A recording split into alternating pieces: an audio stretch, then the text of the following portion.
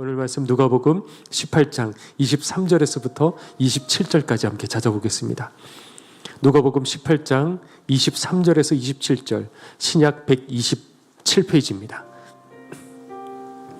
누가복음 18장 23절에서부터 27절까지입니다.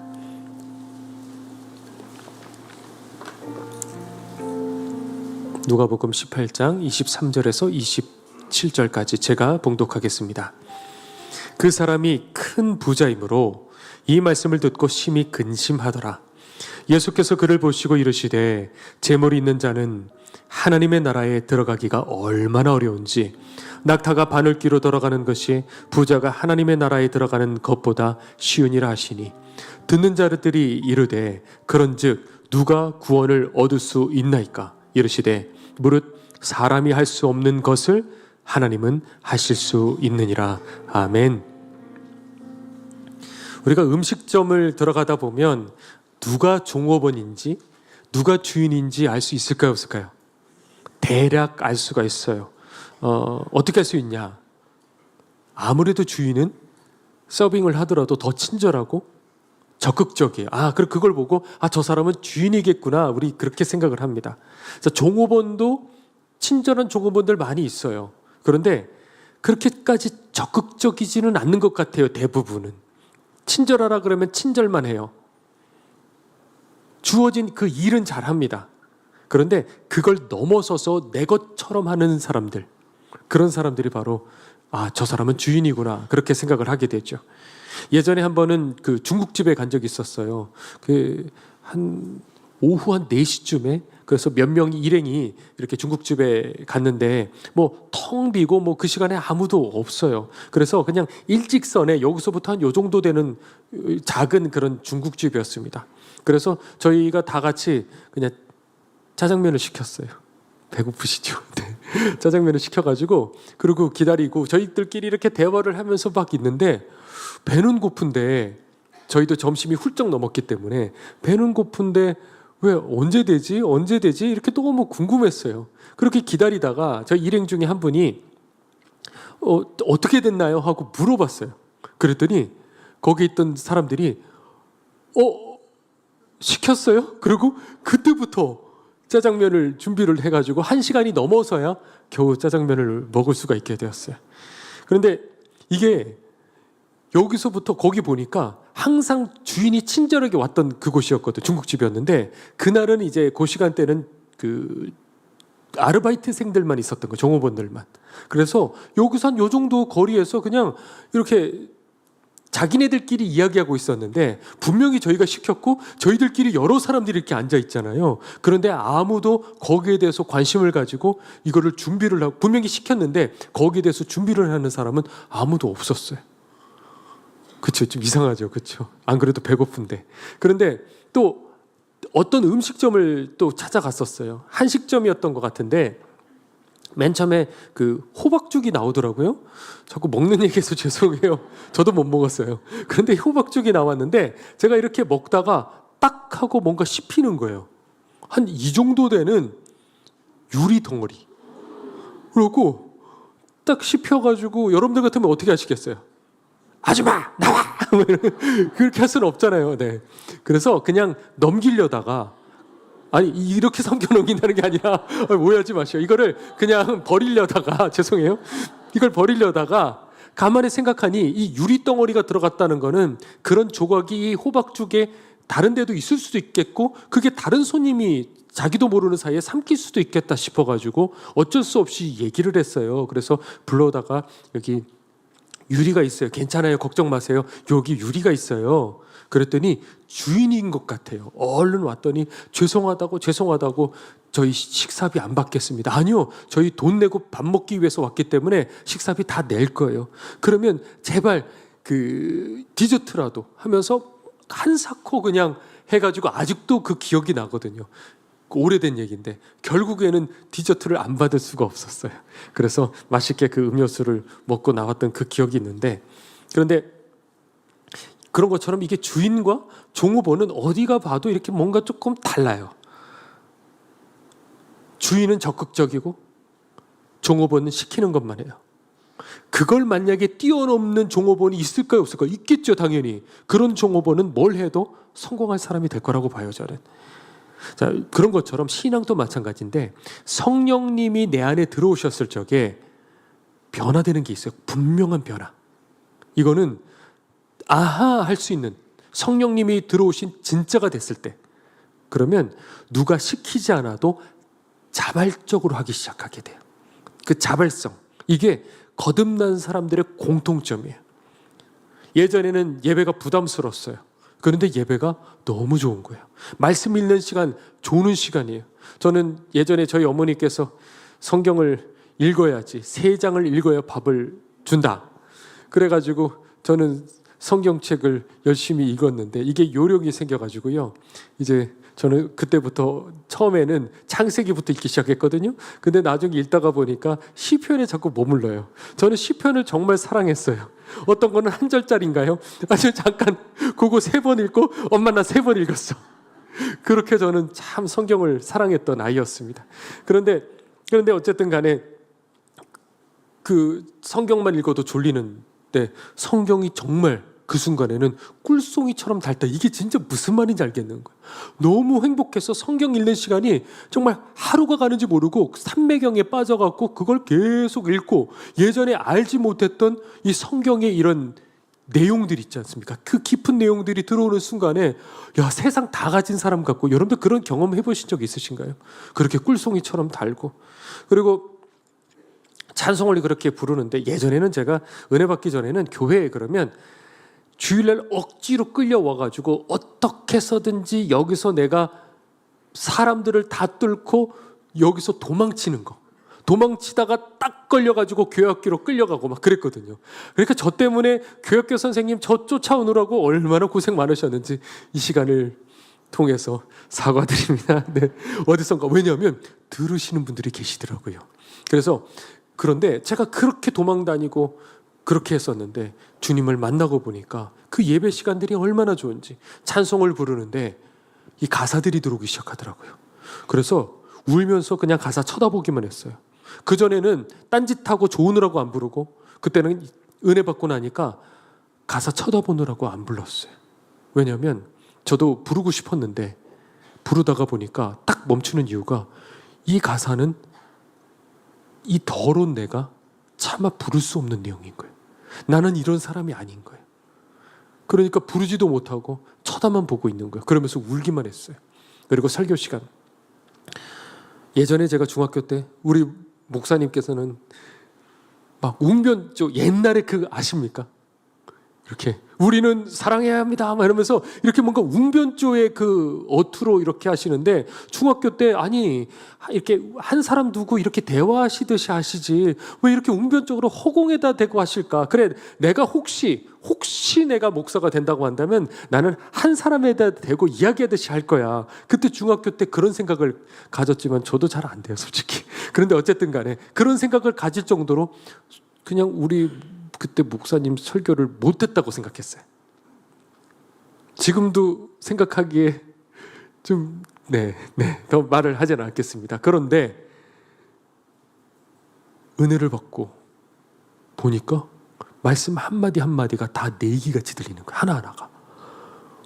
이럴 줄 몰랐어요. 하나하나 다 내기 같아서 거기에 찔리고 거기에 막 울고 혼자서 예배 시간에 혼자서 막 계속 그렇게 우는데 눈물이 그치지를 못해서 그런데 결국에 알았어요. 제가 생각해도 그렇게 잘하시는 것 같지는 않은데 그것보다 제 심령이 더 낮아지니까 이 말씀들이 다 내 말씀처럼 그렇게 느껴지더라고요. 그래서 여러분들도 마찬가지예요. 우리 목사님 설교, 내 마음이 낮아지면 그게 바로 즉효약이 되는 거예요. 그래서 우리 주님께서도 내가 전하는 이 말, 그것보다 니네 마음밭이 문제인 거야. 마음밭에 달려있어. 그래서 제가 우리 주님을 정말 사랑해요. 니네 마음밭에 달려있어. 내가 아닌 거예요. 그렇죠? 여러분들의 마음밭에 달려있는 거예요. 회심이라는 말 혹시 들어보셨습니까? 회심. 회개라는 말이 있고 회심이라는 말이 있는데 비슷한 것 같으면서도 약간 다른 회심. 회심이라는 건 뭐냐면 마음의 변화를 말하는 거예요. 내 마음이 누구를 향하는 거예요? 이제는 하나님을 향하는 거예요. 내 삶과 내 행동이, 내 관심사가 누구를 향하는 거예요? 하나님을 향하는 거예요. 거듭남이란 뭐냐면 성령님께서 내 안에 들어오시는 거예요. 그리고 회심이란 뭐냐? 그렇게 성령님이 내 안에 들어오셔서 내 마음의 변화, 그거를 삶의 변화, 그게 바로 회심이라는 거예요. 오늘 이 본문에 보면 이게 부자 청년 얘기거든요. 근데 이 부자 청년이 예수님께로 달려와 무릎을 꿇잖아요. 그리고 랍비여, 제가 무엇을 하여야 영생을 얻으리까? 라고 질문했어요. 다 가졌어요. 영생도 갈망이요. 이런 청년이 있으면 우리 자매들 어떻게 되죠? 다리를 탁 하고 걸어야 될 것 같잖아요. 그렇죠? 그런데 이 질문의 중심에 가만히 살펴보세요. 이 질문의 중심에 이런 생각이 깔려 있는 것 같아요. 내가 무엇을 더 해야 합니까? 내가 무엇을 더 해야 됩니까? 회심이 없는 종교인에 머무르는 사람들은 항상 질문이 이거예요. 내가 뭘 해야 되지? 나는 어디까지 해야 되지? 내가 뭘 지켜야 되지? 내가 이만큼만 하면 될까? 이렇게요. 행동. 회심이 없는 사람은 하나님을 향하기보다 해야 할 일, 어떤 행동에 관심을 가지고 있어요. 주님을 만나고 보니까 이게 구분이 되더라고요. 인격적으로 만나고 나니까. 부자 청년은 지금까지 뭘 해야 될까? 계명이라고 생각해서 계명을 다 지금까지 지켰어요. 자신 있게 말했어요. 사람들 앞에. 사람들이 와 하고 탄성을 질렀을 수도 있어요. 그런데 주님께서는 중심을 깨트려 보셔요. 너에게 아직 한 가지 부족한 것이 있으니 네가 가진 소유들을 다 나눠주고 너는 나를 따르라 그러셨어요. 자, 그때 이 부자 청년이 어떻게 했는지는 아시잖아요. 그렇죠? 그렇게 했나요? 하지 않았어요. 그러니까 이 부자 청년에게 이게 단순히 돈에 대한 얘기가 아니에요. 물론 돈에 대한 얘기기도 하지만은 이 돈에 대한 얘기에서 국한시켜서는 안 되는 거예요. 이 부자 청년에게 이 재산 포기 훈련을 시키는 게 아닌 거예요. 네 중심이 어디 묶여 있느냐? 바로 그 얘기예요. 네 마음이 지금 어디를 향해 있느냐? 주님은 우리들에게 지금도 물어보시는 거예요. 이야기를 통해서. 너의 마음을 나에게 줄 수 있니? 너의 삶을 나에게 드릴 수 있겠니? 이걸 뭘 하고 뭘 안 하는 게 아닌 거예요, 여러분들. 이거 오해하셔서는 안 돼요. 구원이라는 것은, 이 구원의 비밀이라는 것은 뭘 하고 뭘 하지 않고, 제가 어디까지 회개해야 되나요? 어디까지 제가 순종해야 되나요? 어떻게 해야지 내가 구원받을 수가 있나요? 뭘 하고 안 하고가 아니라 여기에 달려 있는 거예요. 제가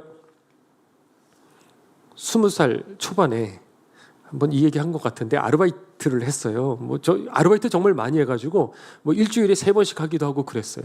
부지런히 모았어요.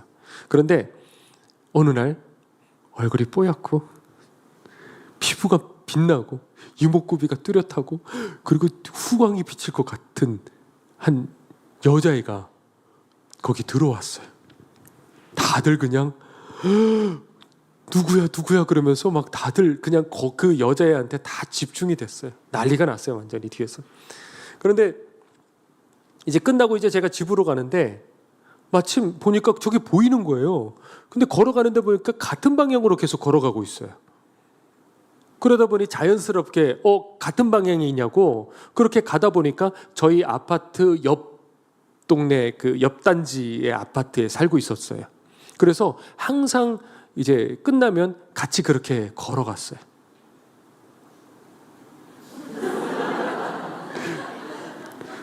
우리 그분이 보고 계셔요. 네. 그런데 다 심의를 받고 하는 거예요. 네. 그런데 이렇게 가는데 저희 아내는 막 웃어요. 막 그럴 리가 있냐고 그러고 막 웃어요. 그런데 어쨌든 간에 이렇게 가는데 어느 날 항상 대화를 했거든요. 그런데 어느 날 이 자매가 저를 이렇게 조금 어디로 코너로 자꾸 몰고 가는 거예요. 그리고 하지 말아야 될 말을 하려고 자꾸 이렇게 꺼내기 시작하는 거예요.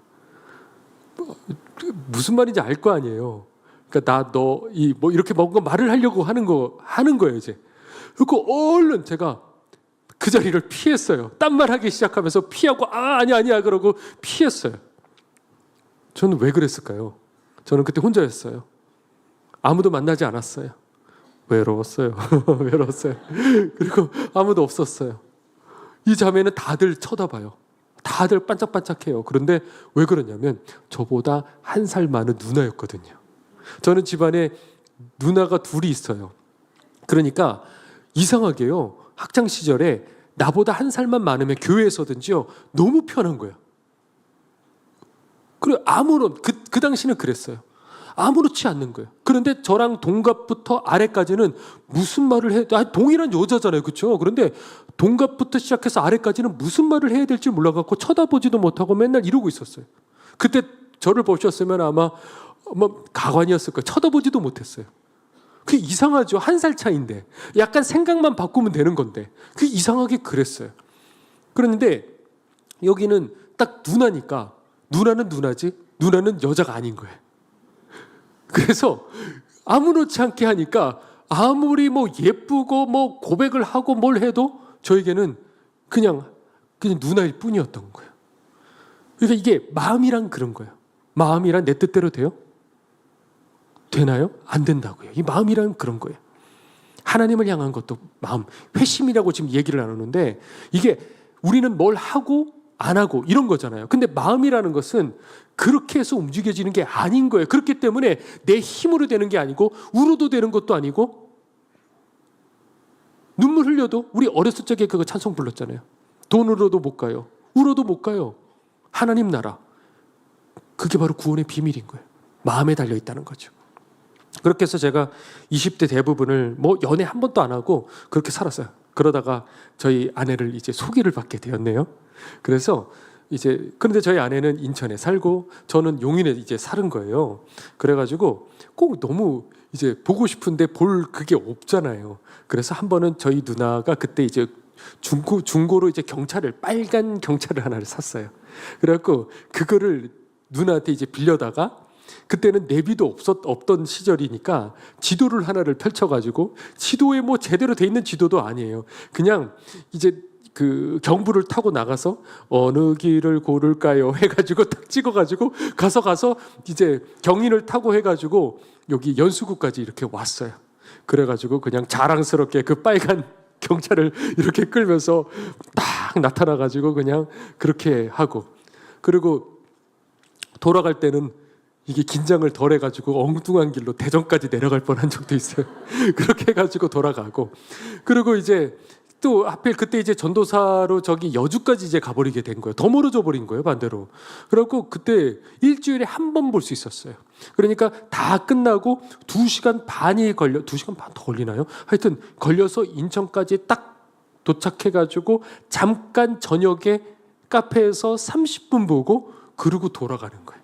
돌아가다가 저는요 잠이 많다 그러잖아요. 그러니까 항상 등을 대고 있으니까 운전 중에 얼마나 잘 졸리는지 몰라요. 가다가 저도 모르게 졸고 있었나 봐요.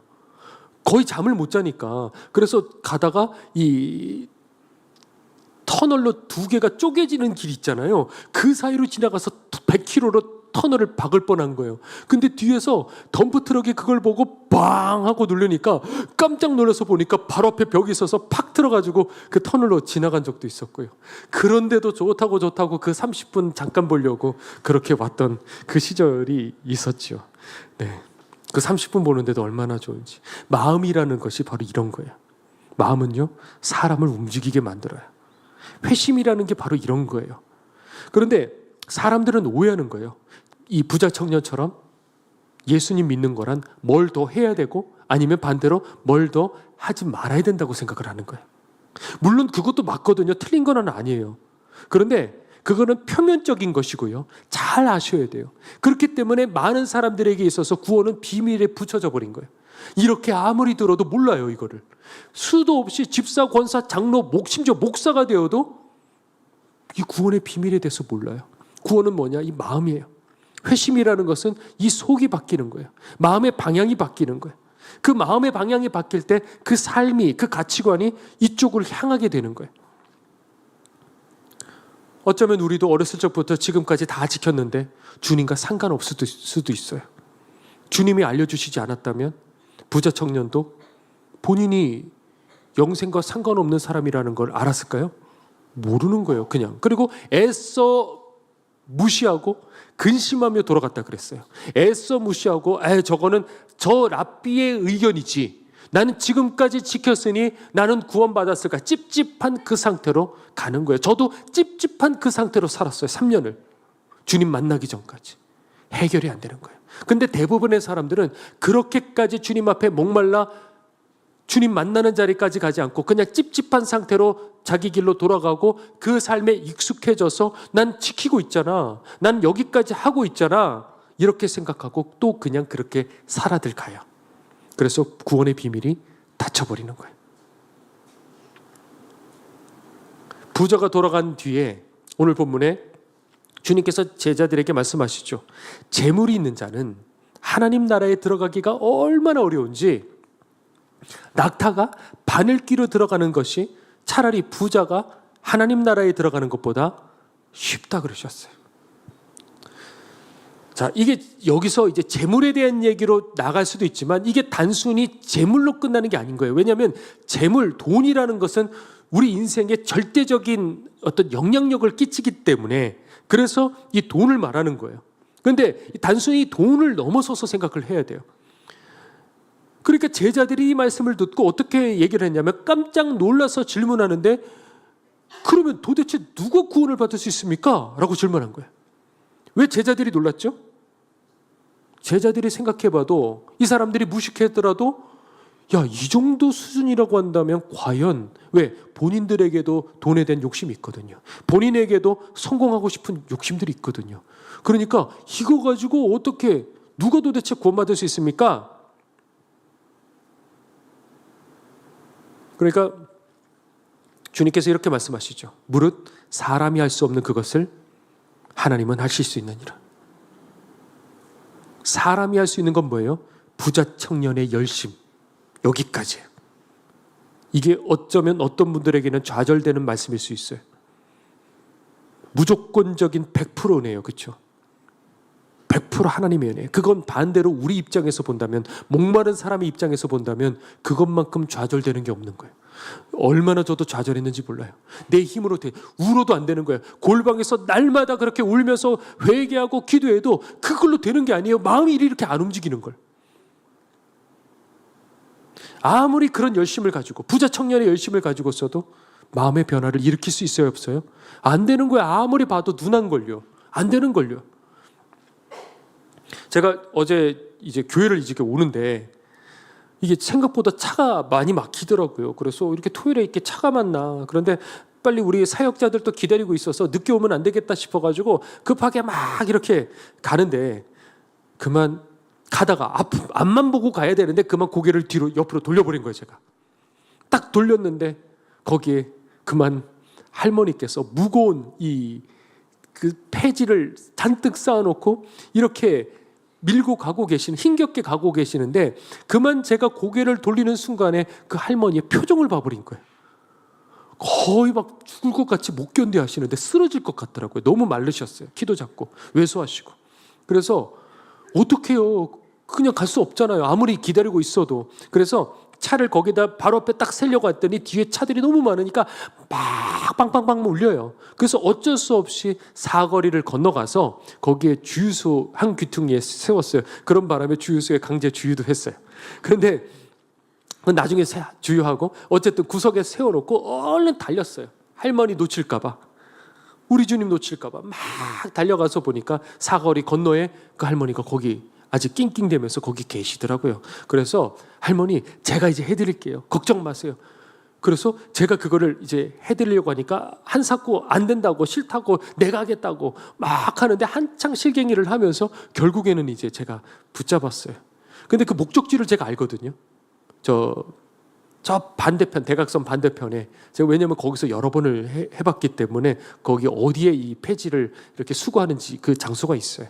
그런데 어쨌든 간에 이렇게 하는데 괜찮냐고 왜냐하면 이게 보니까 이게 폐지만 잔뜩 쌓이는 게 아니라 거기 쇳덩이들도 있더라고요. 그래서 제가 속으로 요새 제가 운동을 해서 이 정도는 아무것도 아닙니다 라고 말을 할 뻔했어요. 괜히 말하면 큰일 날 뻔했어요.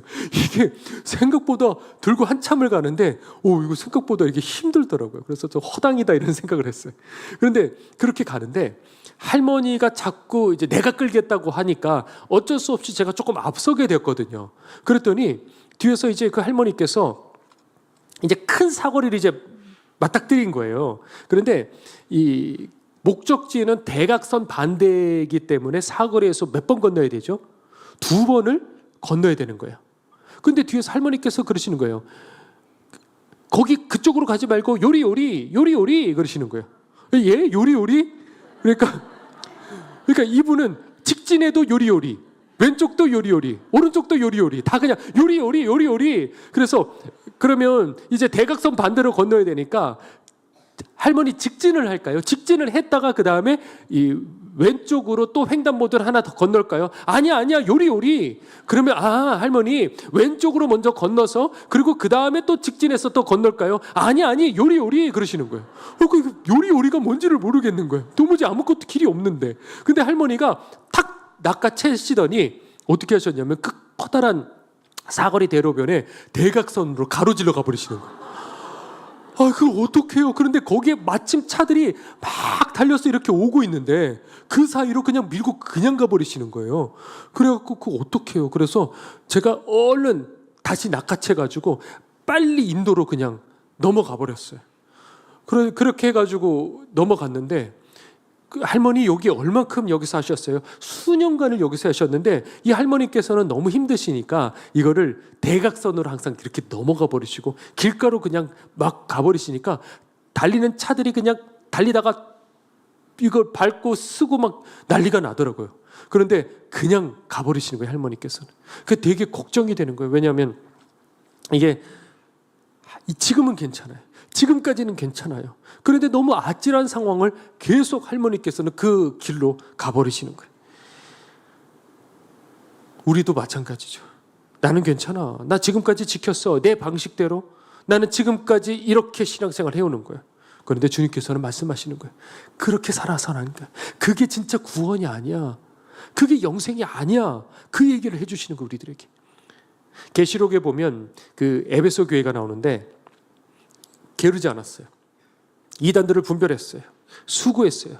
인내했어요. 끝까지 지켰어요. 그런데 주님께서 뭐라고 말씀하시죠?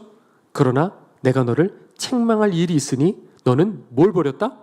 처음 사랑을 버렸느니라. 그렇게 얘기하셨어요. 이 말씀이 진짜 무서운 게 뭐냐면 아무것도 안 한 게 아니에요.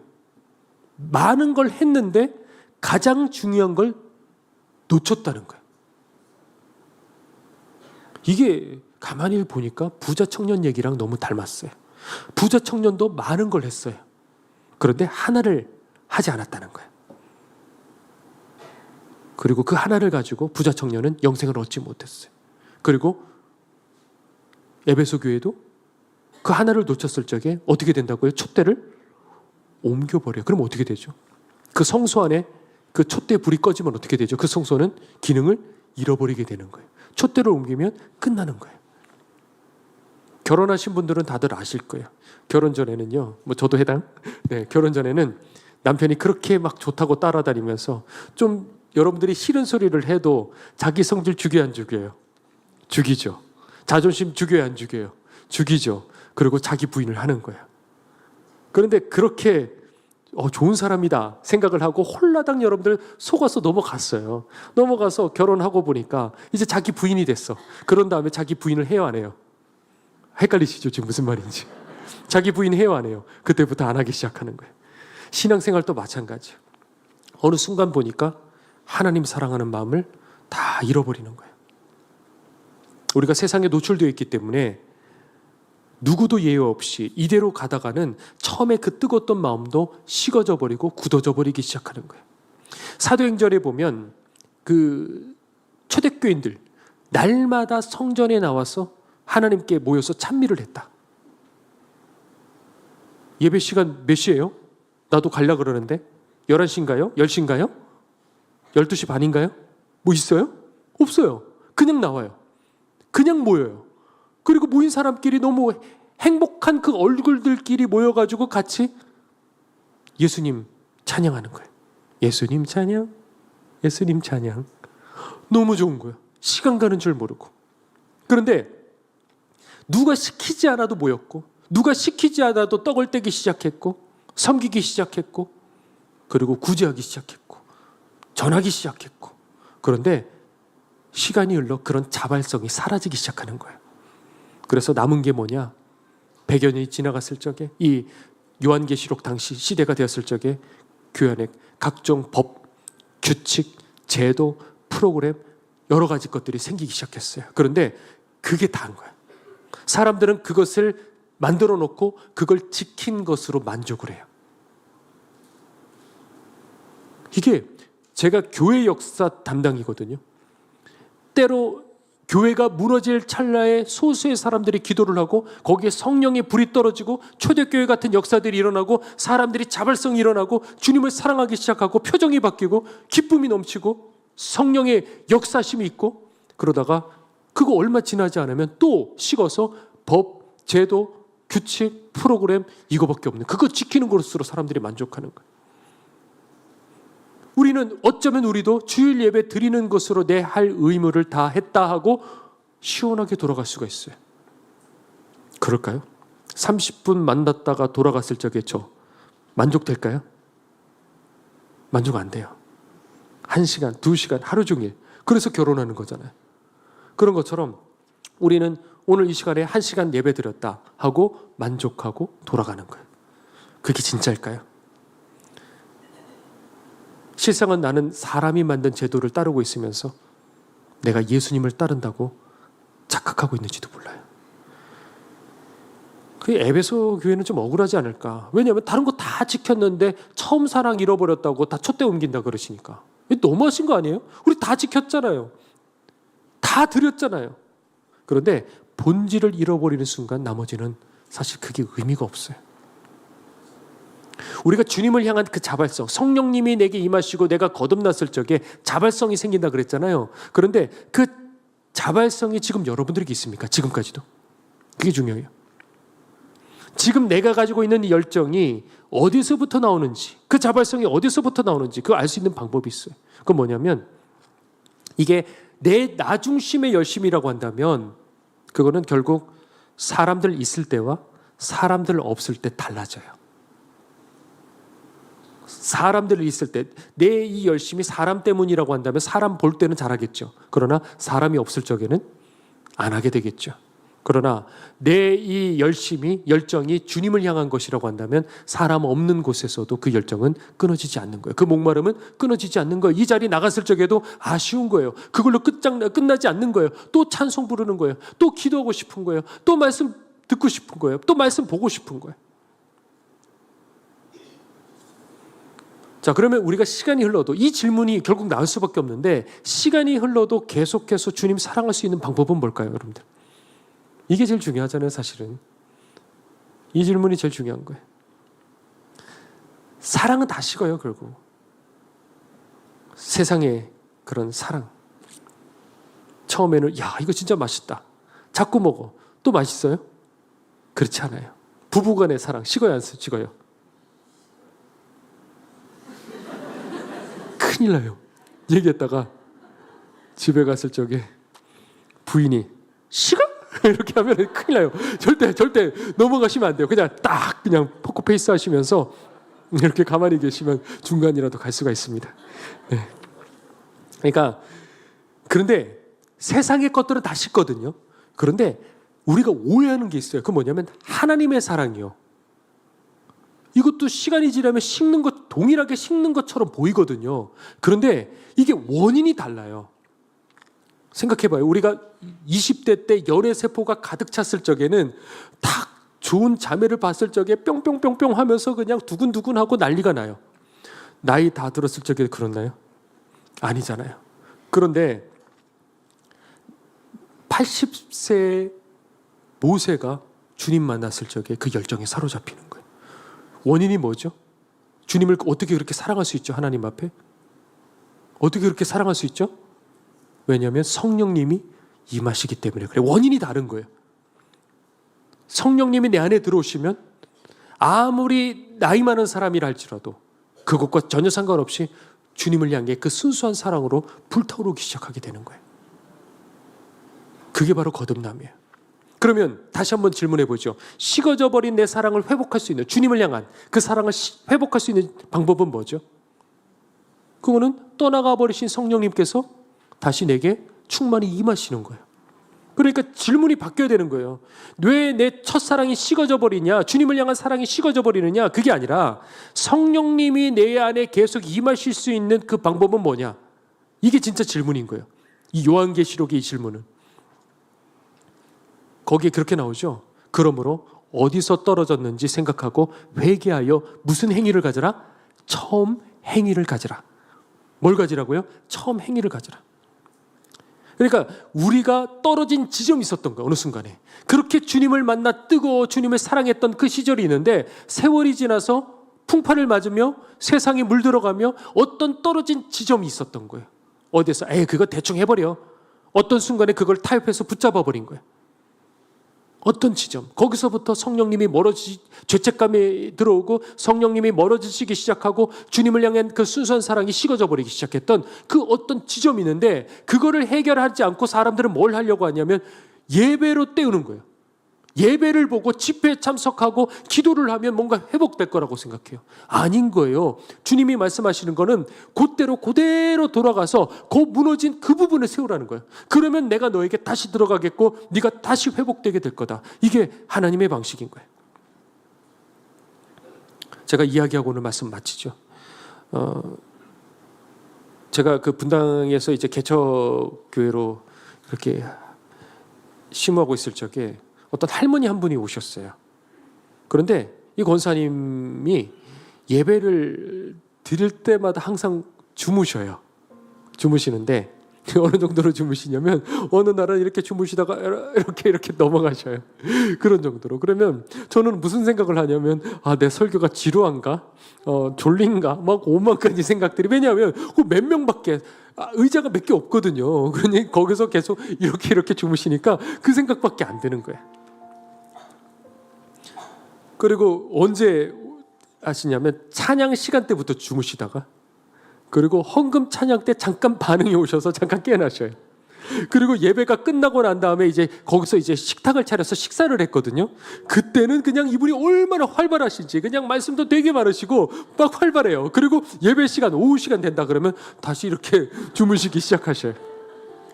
근데 이렇게 이분이 그러시니까 한 번은 겸연쩍으셔서 내가 당뇨가 있어가지고 약을 먹어서 내가 졸린다고. 그래서 제가 마음에 그래도 약을 드셔서 졸리실 수도 있지만 그래도 말씀이 들어가야 될 텐데 그래서 이분을 위해서 뒤에서 얼마나 기도했는지 몰라요. 그리고 얼마 후부터 이분이 목사님이 지금 괜찮아요. 그리고 약을 그대로 드셔도요 졸지 않는 그분이 되셨어요. 그런데 제가 이분을 보고 막 그렇게 속상했던, 왜냐하면 이분이 그냥 그렇지 않고 옆에 있는 분들에게 막 이렇게 하면 옆에 있는 분이 또 상처받기도 하고 막 이런 일들도 있었기 때문에, 그래서 이분을 이렇게 항상 이렇게 그러는 중에 기도를 하는데 주님이 이렇게 가르쳐 주시는 거예요. 아니야, 네 판단과 달라. 나는 그를 사랑한단다. 그래서 항상 이렇게 졸기만 하시는 분, 그런데 왜 주님은 이분을 이렇게 사랑한다 하실까? 너무 궁금한 거예요. 그런데 결국 열매는 드러나게 돼 있는 거잖아요. 어느 날 알기 시작했는데 이분은 이제 가난한 분이에요. 그 오래된 그 영구 임대 아파트의 기초 수급자, 가난하고 이렇게 가진 것도 없고. 그래서 저번에 인천 오고 난 다음에 이렇게 한번 찾아뵀는데 이분이 너무 몸이 아파서 거의 생사를 오고 갔다는 거예요. 그 사이에. 그런데 아무도 간호해 줄 사람도 없고, 그래서 마침 누군가가 5만 원을 보내줬대요. 그래서 그걸 가지고 병원에 가서 영양주사를, 생애 처음으로 영양주사를 맞았대요. 그래서 의사가 하는 말이, 이것만 맞는다고 돼서는 안 돼요. 할머니께서는 지금 영양이 부족하기 때문에 잘 드셔야 돼요. 지금까지 사신 것만 해도 신기한 거예요. 그러니까 이제 잘 드셔야 돼요. 막 다그치셨어요. 그런데 이분이 얘기를 해주시더라고요. 하나님께서 내 기도 들어주셔서 너무 감사해요. 왜냐하면 어느 날 이분이 이렇게 길을 걸어가는데 그 십자가 목걸이가 너무 갖고 싶더래요. 십자가 목걸이.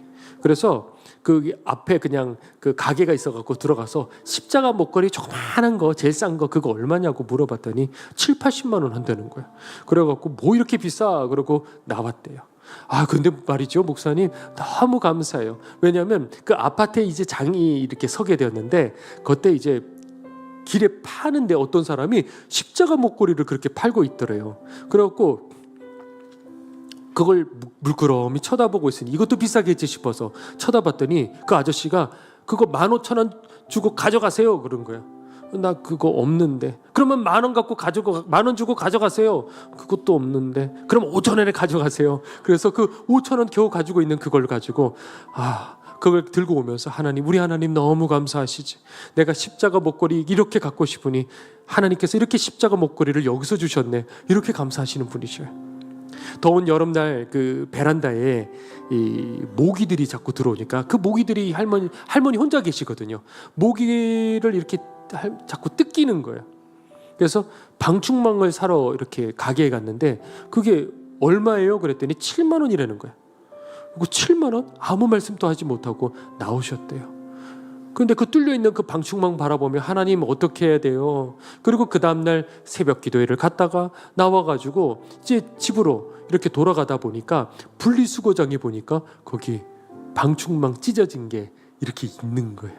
그래가지고 그거를 얼른 가져다가 구멍난 거기에다가 이어 붙이셨대. 혼자서 다 붙이시고 보니까 딱 맞는 거예요. 하나님 감사해요. 하나님 어떻게 나만 이렇게 사랑하셔요? 근데 이 얘기가 그냥 하시는 말씀이 아니라 가만히 듣는데 진심으로 얘기하시는 거예요. 하나님 어떻게 나만 이렇게 사랑하셔? 평생에 나만 이렇게 함께 하시오. 그래서 하나님께서 이렇게 기적을 베풀어 주시오. 제가 보기에 그게 별로 그렇게 기적 같아 보이지는 않거든요. 그런데 그걸 가지고 감사 제목 같아 보이지 않는데 그게 기적이래요. 그게 감사래요. 한 번은 이분이 누군가가 선인장을 선물을 해주신 거예요. 그래서 그 선인장을 바라보고 너무 좋으니까 관심을 가지고 물을 주고 또 물을 주고 하다가 보니 이게 선인장이 그렇게 물을 주면 안 되니 그 선인장이 그만 죽어버린 거예요. 그래서 내가 너무 욕심을 가져서 이게 이렇게 됐나 보다 생각하고 하나님 앞에 잘못했다고, 내가 잘못해갖고 저 멀쩡한 선인장이 죽었다고 하나님 앞에 울면서 그걸 갖고 회개를 하시는 거예요. 그런데 어느 날 며칠 후에 하나님께서 꿈에서 나타나셨대요. 나타나시면서 새하얀 선인장 하나를 그렇게 주시더라는 거예요. 그러세요 할머니? 제가 그랬어요. 권사님 그랬어요. 그런데 바로 며칠 후에 누군가가 와가지고 선인장을 또 선물을 해주더래요. 그런데 그 선인장에 얼마 있다가 하얀 그렇게 꽃이 피더래요. 그러면서 하나님께서 내 기도에 응답해 주셨다고, 기적을 베풀어 주셨다고. 그런데 그냥 제 생각에 솔직히 작은 선인장 하나에 주님께서 나타나실 일이 있을까 이런 식으로 생각하지만, 그런데 그런 이 권사님, 제가 기도를 했을 적에 내가 그를 사랑한다 하시는 그분이신 거예요. 과일이 이분이 너무 먹고 싶어서 아파트 장에 설 때 사과를 물끄러미 이렇게 쳐다보고, 그런데 그거를 정말 이번에는 꼭 사야지, 모아뒀던 그 돈을 가지고 사야지 생각했을 적에 그 선교지의 그 아프리카 아이들이 생각이 나더래요. 그래서 그거 먹고 싶은 거 포기하고 오랜 세월 동안에 그 수급비 얼마 받지 않는 거기에서 항상 그 아이들, 여러 아이들을 그렇게 돕는 권사님이셨어요. 그래서 그때 저를 꼭 와달라고, 꼭 와야 돼요, 여기 와야 돼요 해가지고 찾아갔더니 저 뒤쪽에서, 이불 뒤쪽에서 끄집어냈는데 이 신문지에 커다란 덩어리를 이렇게 쭉 내미시는 거예요. 그러시면서 이게 내 마지막 전 재산이에요. 아프리카 선교에 위해서 꼭 써달라고 그렇게 얘기를 하던 거예요. 근데 여러분들 이게 어떤 돈인지 알잖아요. 이분의 그렇게 안 먹고 그렇게 가난하게 사면서 모았던 전부, 이분은 이 세상에 바랄 것도 없어요. 항상 가보면 남편 사진 액자가 있어요. 남편이 일찍 돌아가셨거든요. 그 남편을 너무너무 사랑해서 그 남편이 너무 보고 싶은 거에 먼저 간 남편을, 그리고 홀로 아무도 없이 그 자리에 그렇게 앉아 계시는, 소망 하나도 없고 이분의 소망은 그냥 하나님 나라, 그리고 아프리카의 그 아이들. 그래서 함께 따라갔던 저희 아내는 연신 옆에서 울기만 하고요. 권사님, 이거는 권사님 꼭 쓰시고, 그리고 제가 그 가난한 선교지에 제가 그 선교비로 제가 다 할게요. 걱정 마세요. 그런데 그 권사님의 고집을 누가 꺾겠어요? 목사님, 저는 이 땅에 관심 하나도 없어요. 저는 하나님 나라에 쌓아둬야 돼요. 이 땅에 전혀 중요하지 않아요. 가장 귀한 곳에다가 거기다가 심어두세요. 그래서 이 돌아오는 길에 그게 얼마나 마음이 무거운지요. 그러면서 별의별 생각들이 날더라고요. 저도 나름 열심을 가지고 주님을 사랑한다고 말하지만은 이 권사님 앞에서 저는 너무 부유한 거예요. 너무 가진 게 많아요. 이 마음속에요. 가진 게 진짜 많다는 게 아니라 이 마음속에 너무 부유해요. 그리고 이런 순수함을 나 잃어버린 건 아닐까? 잃어버려 가고 있는 것은 아닐까? 그런 생각을 해요. 과연 하나님께서는 누구의 하나님이 되실까? 누구에게 자신을 드러내실까? 누구를 사랑한다고 말씀하실까? 바로 이런 권사님, 이런 분들이 곳곳에 계셨기에, 아마 이 가운데도 계시겠죠. 이런 분들이 계시기에 한국교회가 여기까지 온 거지, 누군가 유능한 어떤 목회자, 어떤 유능한 큰 사람들, 아니요, 그게 아니라 바로 뒤에서 이렇게 눈물 흘려 자신의 인생을 뒤바꿔 주님 앞에 어떻게든 드리고자 했던 그런 분들을 통해 한국교회는 여기까지 왔어요. 다윗이요, 참지 못하고 달려가는 거예요. 베드로요, 끝까지 주님 앞에 따라가다가 제대로 해보지도 못하고 통곡해요. 자, 그런데 지금 이 시대는요, 그런 열정도 그리고 그런 통곡도 없는 시대예요. 사랑이라는 이 생명 없이 그냥 시키는 대로만 하는 거예요. 그러니 교회 안에서는요, 주인 없는 종업원들만 잔뜩 있는 거예요. 사도 요한이 아니었다면 에베소 교회 촛대가 옮겨진 줄도 모르고 열심을 다해서 종업원처럼 그렇게 일을 했을 거예요. 만족하며 살았을 거예요. 여러분들, 성령님이 떠나시면요, 사랑하고 싶어도 사랑이 되지 않아요. 마음이 향하고 싶어도 되지 않아요. 우리들의 항상 질문은 뭘 해야 됩니까? 뭘 하지 말아야 됩니까? 여기에만 머무르는 우리들에게 오늘 주님께서 우리 함께 이제 기도하며 나아갈 텐데, 성령님께서 다시 한번 우리들에게 임하여 주시옵소서. 회심의 불은요, 성령님께서 지펴주셔야 되지, 단순히 우리들의 결단과 우리들의 힘과 화이팅하는 우리들의 목소리로 되는 것이 아니라 주님께서 오셔야지만이 마음이 하나님을 향하게 되고, 마음이 저 하나님 나라를 향하게 되고, 마음이 내 삶이 주님을 향하게 되는 거예요. 우리 함께 이 시간